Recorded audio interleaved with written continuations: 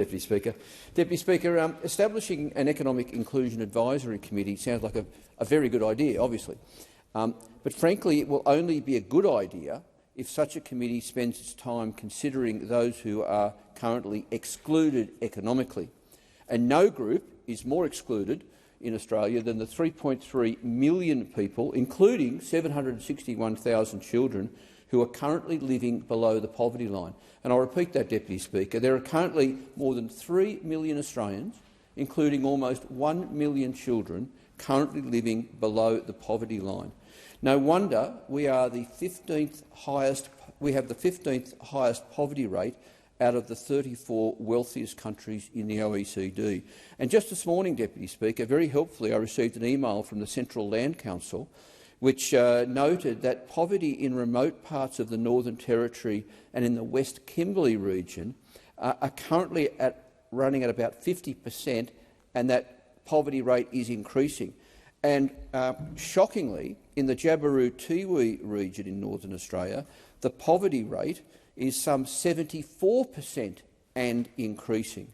So clearly this is an enormously important issue, and it's no surprise then that so many people, Deputy Speaker, are quite shocked to see that the government's Economic Inclusion Advisory Committee bill does not actually address the issue of poverty specifically and explicitly when it goes about its work.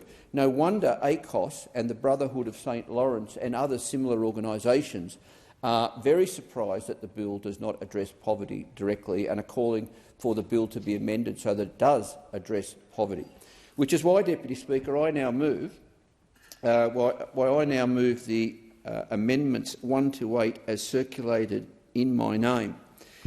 These amendments insert poverty reduction into each of the listed matters for consideration by the committee as they formulate any report.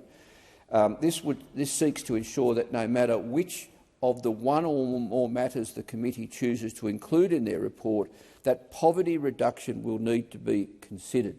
Deputy Speaker, this will complement the amendment moved, I believe, shortly after this by the member for North Sydney, which will require the development of and reporting on poverty reduction targets, as well as other important changes to transparency and lived experience representation on the committee.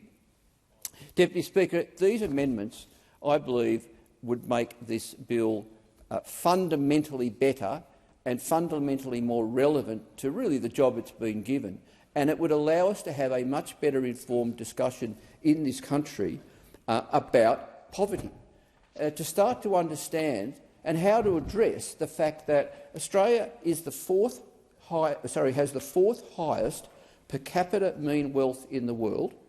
In fact, Australia has the second highest per capita median wealth in the world.